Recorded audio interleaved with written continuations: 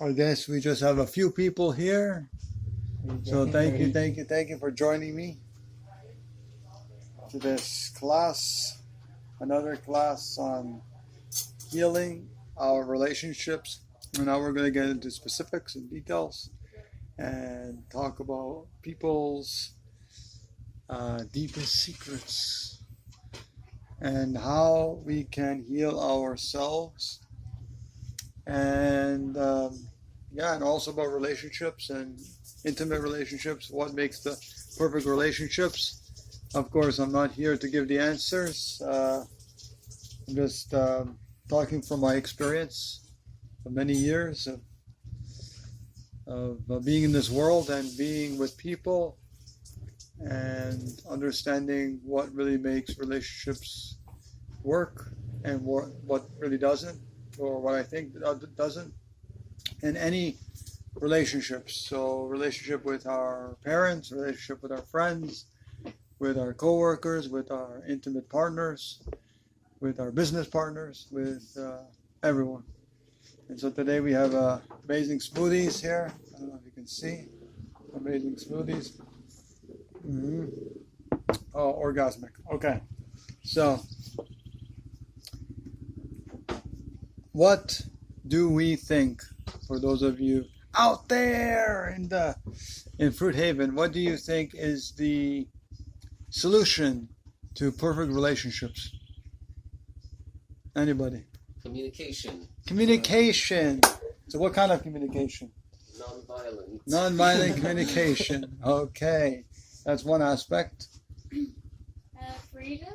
Freedom. Allowing them to do what they love without suffocating them. So no restrictions with the other partner, okay, or the other people. Yeah. Great. Not changing them as well, like telling them you got to do this or you got to do that, unless they know that that's part of them that they need to fix or heal. Anyone else? What makes great relationships? I think self-love. Self-love. That's really important. Unconditional love. Unconditional love for ourselves. Yeah, because we can't love others when we don't love ourselves. So that's one of the main keys. But also relationships, I found that really important is that when one of us, because the two partners, whoever it is, if it's intimate relationships or if it's to do with family or parents or anyone, we're all on our own journey. We're all on our own path, our own level of consciousness. So we cannot be harsh or hard on the other person for not being at the level that we are at or understanding. Mm-hmm. So for example, if we want our parents to go vegan and they're not vegan, for example, and we're screaming, come on, go vegan, don't you see this, what's happening to the animals and the earth, it's destruction. No, that's not going to work. So we need to be patient with them. We need to educate in the best way we possibly can. And to do this basically is in a most loving way, to see that basically we are them. We are mirroring them. We're mirroring everyone, because that's basically the outer world is basically what's happening within. And so I found that to be patient is very, very important in any kind of relationship, family, parents, co-workers, friends, whatever, intimate relationships. And so patience is so what do people think about that, about patience? Anyone want to share their ideas about patience? I think it can be hard sometimes to be completely understanding of how when someone has ideas that you don't agree with, and it's hard to catch yourself sometimes. But when you start catching yourself, then it's you're on the right track, I guess. I've caught myself with my mom and my brother whenever I'm trying to share my ideas about veganism or just stuff about permaculture in general. Mm-hmm. They will try to advocate for agriculture methods and stuff, and sometimes inside I get angry. I don't ever voice it, but inside I'm why don't they just understand? But it doesn't work like that. I have to be patient and understanding. That's the thing. We can never change another person. Mm-hmm. We can only change ourselves. And so the only thing we can do is instill love with them, is plant a seed within them and let that seed go. Sometimes family is the most difficult people to get to understand. Mm-hmm. But I found that if you live by example and you just just live your life, Yeah. and they see how you're doing in life. I think that's the best thing. And then you know? that's like it will start attracting people towards that type Yeah. of lifestyle. But of That's all I got course, here. of course, in certain respects, to also educate people, but our families are the hardest, you know. But the healing is really to understand that they're their own level of consciousness, their own level of understanding. We're all born innocent children, innocent babies, and it's just our program that has taught our families, our parents, the opposite of what we were supposed to be, which is love. And so the whole idea is to understand that, and then to go further, really, to Put it into practice. sorry. And like put it into practice. Yeah, put that into practice, the love, but also the understanding. So having empathy for them as well. What really happened in their life? Maybe they need some love because they have suppressed emotions. Maybe it's something within us. Like, for example, I saw a quote a while back. If we have, for example, 3 things that we don't like about someone, those 3 things we have to heal within ourselves.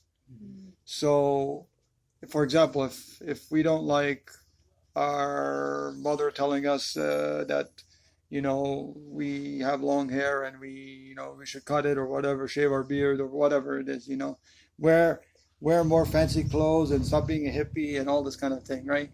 So that's something that we have to address within. And sometimes we won't know what that is until we really figure out who we are and what's going on, like the deeper reasons for all these problems that we're facing.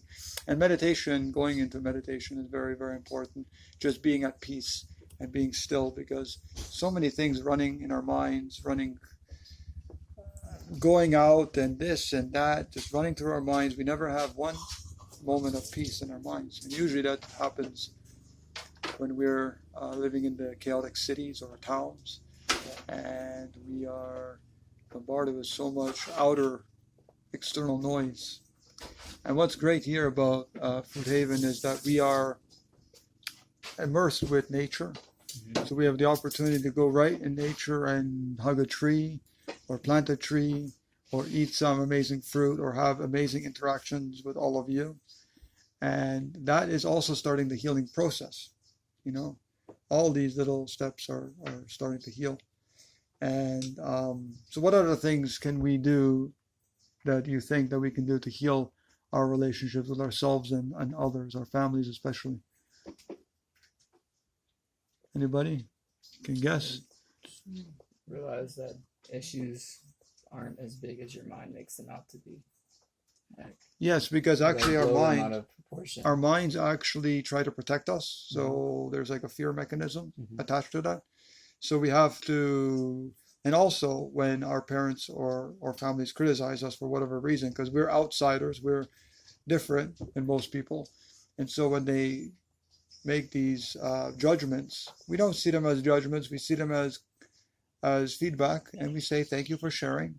If it's something good they shared, if we can take it in and use it to our best of our ability, or totally scrap it or use part of it. But in any case, be loving towards those people, even though they may be harsh to us in some respect. And so we just say thank you for sharing. I really appreciate your concern and your love for me, and I really love you too. Let's, be together and have this relationship. And yeah, that sort of thing. So any other healings that anybody has tried in the past with their families, or any interactions? And by the way, there's a smoothie here, so anybody can take. We're gonna have to drink it all.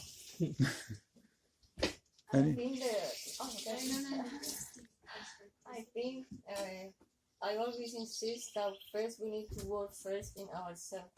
Working on first on Because ourselves, yeah. If we are, for example, so toxic, it doesn't matter how beautiful the other person it is, we're going to have a bad relationship with that person, or we don't understand well. So I think when we work so much in ourselves, even with the worst person in the world, you're going to understand him.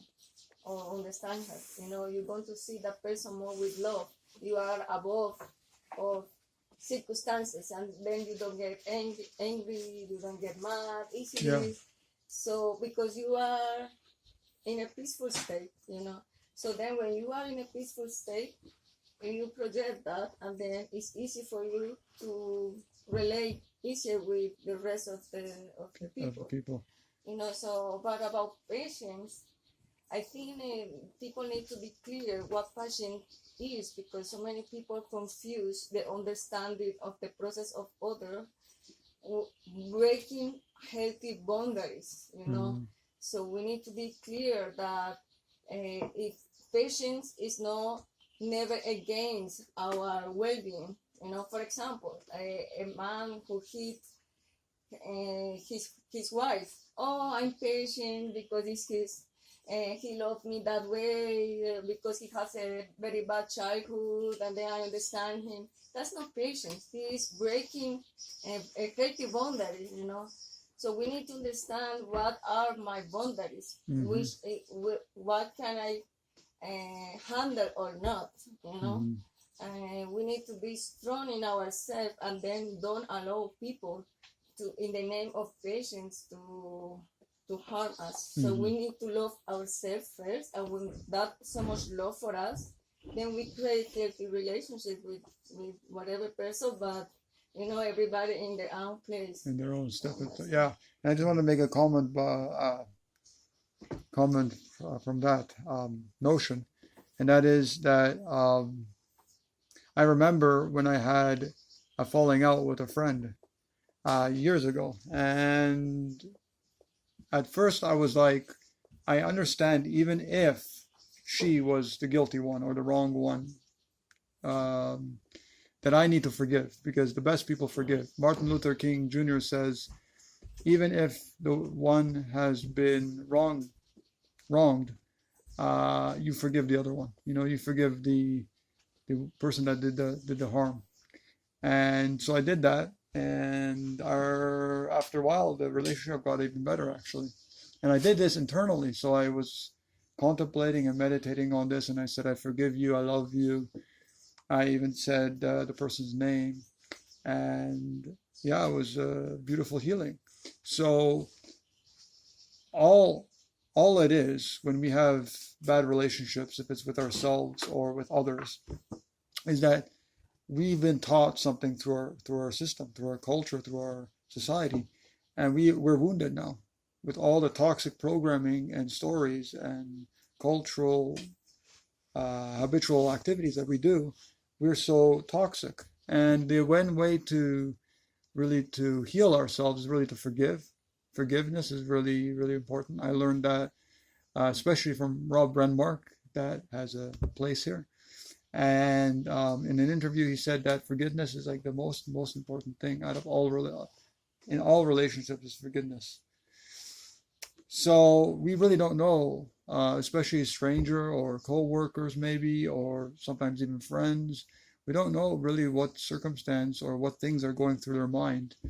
Maybe they lost their job, maybe they're in health crisis and financial issues, all kinds of problems today with what's happening in the world. And so, yeah, we need to forgive, we need to love, we need to have empathy and compassion, do whatever we can to help others that are struggling more than we are. And by the way, I don't know why there's bees all around.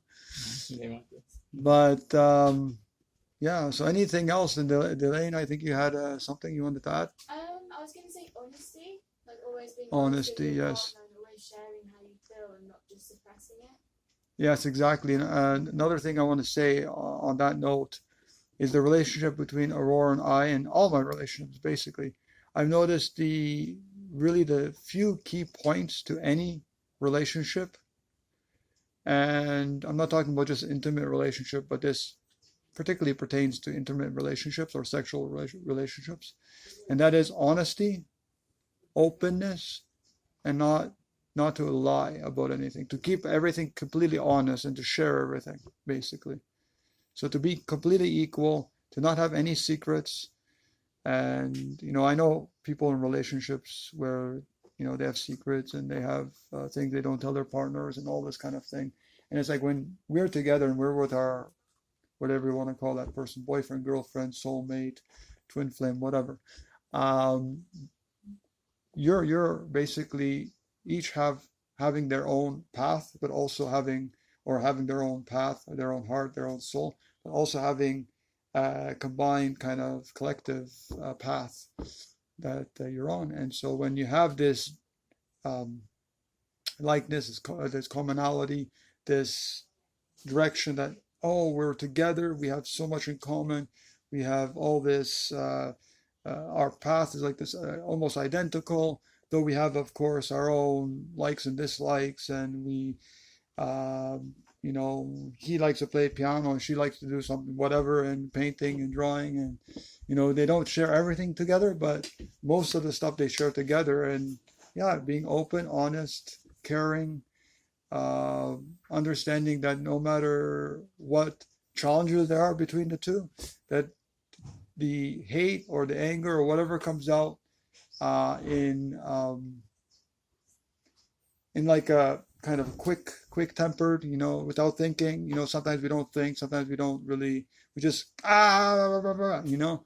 So we need to realize that, like with Aurora, for example, I tell her, like, in any case, even if something comes out that is not in my best interest, that hurts you, I'm not there to hurt you.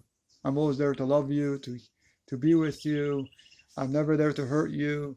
We're all trying to heal something within us, all these things within us. We're not perfect, so there's going to be anger and there's going to be, you know, some other things that come out. But more and more we heal and we do the meditation, and we are with lovely people like yourself and in communities like these, the more we start to heal, the more positivity we also start to see for people in the future and humanity. That is all a healing process, you know, which is incredible. So, yeah. So anyone want to add something to the how we can heal our relationships or even with ourselves? Anything else that anybody wants to add? Because I think these are all excellent points and they all kind of interconnect with one another. I think like recognizing negativity in yourself and learning how to transmute it into positivity and finding the source of that within yourself, like self-work, how we're always saying. But just recognizing that whenever, how you were saying, like seeing negative things outside of you, then it must be within because you're looking for it. Like it's mirroring. It's mirroring ourselves. Yeah. Yeah, I think that's a really important thing. At least for me with my family, I will start to project negative emotions on them, and then I'll start noticing those behaviors, and then I'll catch myself, and then it'll stop. So it's like I can see how it works, kind of. Yeah. It's hard to like master that. Exactly. We are basically in other beings. So if we can see that we're actually in other beings, we're all interconnected energetically. Even science proves this. We can start to really have empathy and compassion for the other, not animal or non-animal, you know. And so, yeah, that's basically the sum of it. And I found actually like dating and relationships, like intimate relationships, are easiest when you're very open with the other person. You tell everything. You share your whole life. You share everything, past, present, future, everything you want to do together. You never hide anything. And you're basically on the same path. That is like the key to it, basically, especially intimate relationships, and especially relationships with our families. And no matter if the other person is not open or not, you know, and especially if somebody is not on your wavelength, we should not be with those people. You know, like for example, if somebody's draining our energy in certain ways, or if people are just not fulfilling whatever it is, or are not on the same path as we are. Because I know so many people, for example, are vegans, and they ask me, well, my husband's not vegan or whatever, and I can't get along with him, and it's kind of hard now and we have a daughter, and da da da da da da, and they are not happy, but they continue to be in that relationship, you know. And the whole idea is to break, unfortunately, to break free from that relationship somehow, and to start new, you know, and to realize that if there's someone for us, and if there isn't. So another thing that I wanted to address that maybe Boris would enjoy is, how do we find our perfect partner if we haven't found one, and how do we know if we actually have a perfect partner? Or I shouldn't say perfect, but how do we know if we have that person, or that, you know, that person we really want to be with? Why are you addressing first? So because he was wanting to, well, he's single, so I mean, you know, so, but anyways, I found actually the best thing is, for those of you who are single or maybe looking for someone, I used to time and time again, I used to always seek someone. Where's that perfect person? I'm looking for her, you know. Then I was going from one lady to the next, and oh, she's not good enough. Oh no, she's not. Da, da, da, da. And then I was kind of like judging, because this person didn't have my qualities, this person didn't have my qualities, and this person is maybe not available, this person is not straight or whatever, you know. So then eventually a friend of mine told me, this is what you must do to find the love of your life, basically. And these are the keys, because it actually worked, and many other people have verified that this is the way that they have done it to find someone. So it's a two-step process, but one is visual. One is verbal, and one is like a written, like a visual thing. So the first thing that one will do is they will write down everything on a piece of paper, everything, or on their phone, whatever, everything that they want in a person. Of course, if they want those things in a person, they have to have those same qualities. For example, if they want love and they want abundance, or that person to be well off, or that person to be handsome, or whatever, we have to think that about ourselves, because if we don't, then why expect it from somebody else? So we write down everything we want from the person, and all the little nitty details we write down. So, for example, what would you like in a partner? Your dream partner, your dream soulmate or love of your life. What three things, for example? Someone who inspires me to do the things I want to do. Someone who supports the things I want to do. Okay, so support. Yeah, support. And anyone else can just name one. Support. What things in a partner would you love to have? Like, sorry? Fruitarian. Okay. So what else? Understanding. You know, it can be specifics, like I want her to have like a straight nose or something, you know? No, I don't. So there's actually, the more detailed you put out, the more things you write, but you don't keep adding to the list. You just do it once. Maybe you alter it once or twice, and then you just kind of forget it. But you don't completely forget it. You just write down all the qualities, what you want in a person, making sure you have those qualities. Because if you want a fruitarian lady, for example, and you're not fruitarian, then it's, you know, it doesn't make sense, right? So write down everything, and then from time to time go back to the sheet just to familiarize yourself, you know. And another thing is that I found very useful, and some people say that this is kind of materialistic or kind of religious or whatever, but send it out to the universe what you're looking for. So you say, I am, or I have my perfect partner that has, and then you list the qualities of that partner. I have this perfect partner in my life, and you write all that stuff down. And actually, there's a third thing that you can do if you really want to put this to the test. This is the visualization part. Is you cut a picture that maybe you think that you want your partner to look like, and you put it in different places of your room, you know. You just put that picture, and you're like waking up each morning, you're like, oh, beautiful, you know, love of my life, welcome, you know, or good morning, or whatever you say to that person. And then basically what you do is you leave it, You just come back to the sheet every so often, but you don't find anybody. 6 years, I wasn't looking for anybody, or 5 years. And then eventually I said, okay, what the hell? I'll put a little post on a Facebook dating group, vegan dating group. And all of a sudden I got a lot of comments and a lot of things. And then I had a few, I did this over the past 5 years. I did it maybe 2 or 3 times. So I started posting just a few times, but it was the last year that I posted where Aurora just responded and she messaged me instead of just commenting. And then we started talking and everything. And all of a sudden we started hitting it off, and that was it. Once we met in person, after a few weeks, it was like, because we had the same goals. I had basically what I had was the vision of who I was looking for, exactly who I was looking for. I wrote everything down. I sent it out to the universe. I said, please, I have this person in my life. She is amazing, and she's always here with me, and she was here right beside me, So, and then eventually she came to fruition, physical form. So we have a story. That's his version. My version.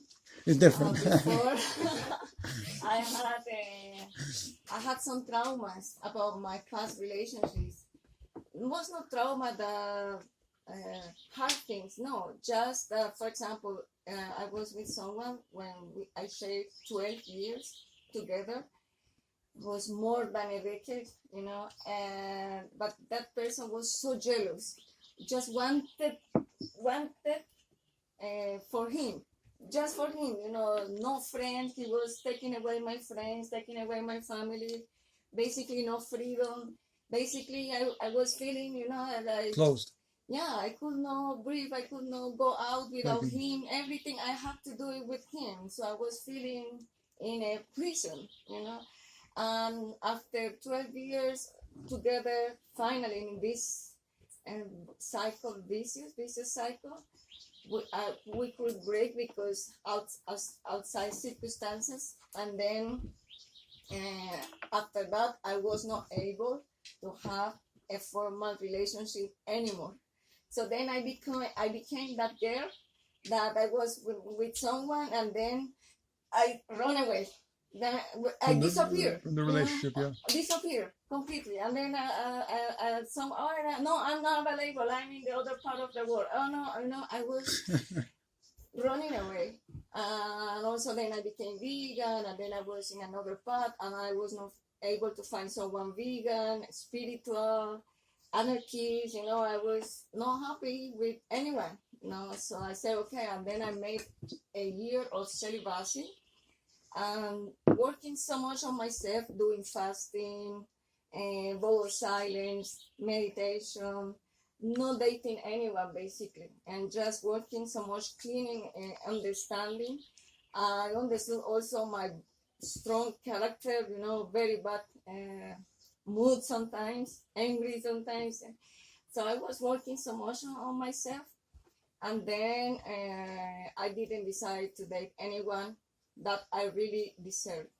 I didn't want to be with someone less than my visualization, as he said. So then I visualized this. I want a vegan man, activist for animal rights, that speaks for animals, that not hurting anyone, that want to be out of the system, that would be so strong, but at the same time with soft hair. I want this. Oh, that's impossible. But anyway, that's what I want. Artists, except that he's not yogi. It's the only thing that I wanted someone very yogi, and he is, he's not flexible. It's the only one. But the rest is just the reality, that I create with my mind. And I feel that Mother Nature chose for me because he was not in my city. And then this coronavirus thing started, everything was shut down. I was a very active social life girl, dancing in downtown, with friends and that, and I'm posting out there, but not so much online. And then with this short band, I have to be more online, you know. And then I saw his message. I'm looking for someone like that. But then he said, I'm looking for someone that doesn't shave, a girl that doesn't shave, not makeup, natural, anarchist, vegan. And oh my God, that's me. I like that guy, you know. But then so many girls were against to him. Why not shaving? Shaving is my right. I want to make up. I want to use makeup. I go, what? But he wants someone natural, you know. And for me, it was so exciting. Oh my God, I want to make love with that guy without shaving. Oh my God. And then I messaged him in private. And then, hey, do you want to talk? Of course, you know. And then we talked every single day of our life.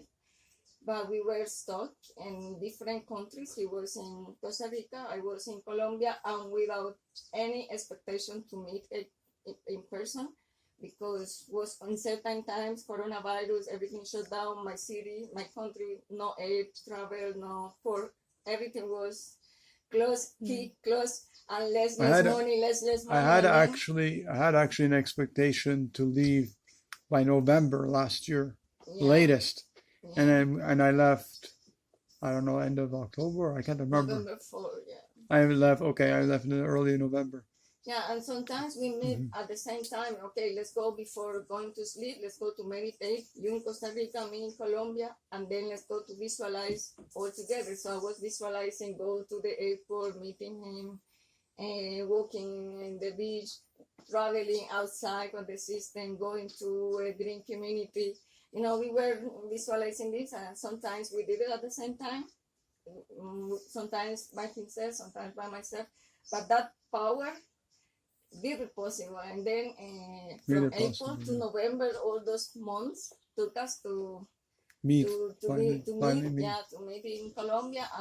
We spent the Christmas season with my family, and then we left. Now we're here, trying to do this, and maybe we're going to buy a land and grow our own food. So we are visualizing what we want. So basically, first, what I recommend everybody is not visualize things as a future thing, because it's a trick, you know, because when you say, I want this, it's you say in the universe that you don't have it. So the person already exists, you know. The thing already you exists. You just need to meet him or to meet her. So when you say, I want, I'll decide, I wish, you're not bringing that in the present moment. So you are all the time visualizing this. So do it as already the person is for you, and just you need to meet. You know, it's already somewhere, maybe working on herself, on himself, doing whatever she or he needs to do in order to meet and cross paths. You know, so visualize. I have this partner. I'm meeting this partner. I did, you know, in present moment. What else? Second, work on yourself, guys, because if we're not ready, we're going to attract the same we have. You know, if we're toxic, we're going to attract a toxic person. If we are trying to grow, we're going to meet someone who's healing too. If we are healed, we're going to attract that someone who are completely healed. So we basically attract what we are. So if you want someone beautiful, unconditional love, understanding, supportive, you have to be that person. So if you're not supportive but you expect all the support, it's not fair enough. So love doesn't start receiving. Love starts giving. You know, when you give and give and give, that's love. And then it doesn't matter how the other person responds, but you give in love, and then somehow you receive that love, because that is an universal love. You know? Very, very beautiful, and she summed it up. What to say? So, anybody have any other comments or questions or anything on this topic? Because I think this is the very, very, very important thing, really, to work on ourselves and visualize, and not just to visualize what we want, but to actually feel it as if we actually have it. You know, very good author that I really love that talks about this feeling of in actually getting things like getting peace, getting things that we actually need. I'm not talking just about material items, but love and peace and compassion and all that. That is done through not just the mind and the heart, but also and visualizing, but also feeling that's actually happening right now in the moment. And so that is really good. His name is Greg Braden, and I can definitely send an audiobook to Food Haven Messenger, and you guys can listen to him for sure. He's definitely a plus in my book. And another good person to really follow or to read is Louise Hay. Has really good self-help, kind of how to heal yourself and inner healing families, anything about abundance, about affirmations, all that kind of stuff. She's also great too, and I can send a link as well. So, anything else? By the way, there's a smoothie here. You might have to add water to it. It's too thick now. But any other questions or anything? So Boris, how do we find that fruitarian lady? No. What's the few steps? Visualize and write everything down. Just fruit. No Write cheese, everything. no dehydrated fish, no potatoes. Just fruit.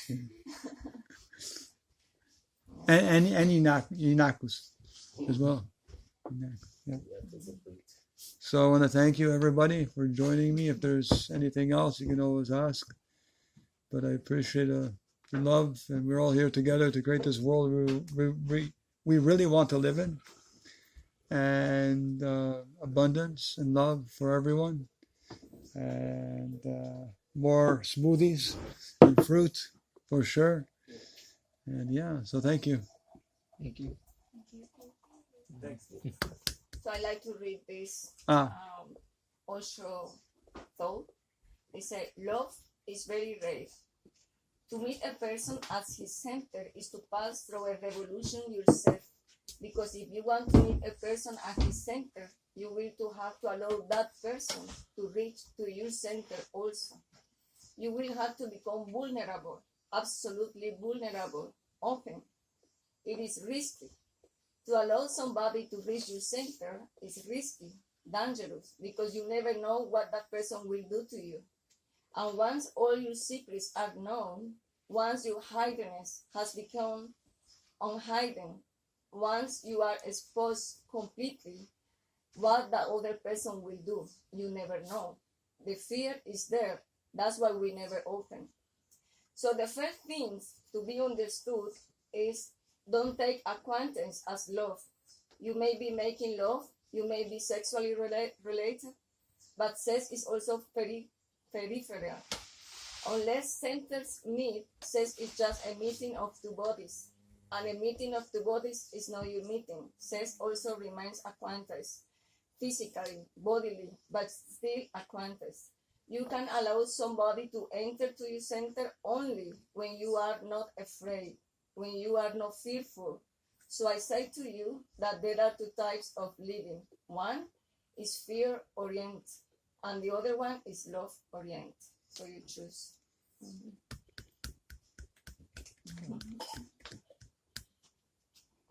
That's right. Fear or love. A drink to that. Even when we are greeted by police and tell them to put our masks on, you know, that's something else. And recently I did a video on that, and I'm grateful to Isaac. It wasn't really recorded that well, but I'm still grateful to Isaac that he recorded it. And actually some other people recorded it too. So get it off of Haley. Yeah, she might have a horizontal one. oh, she has I don't it know if she too. does, but she- Okay, I will ask. But it was great interaction. I should have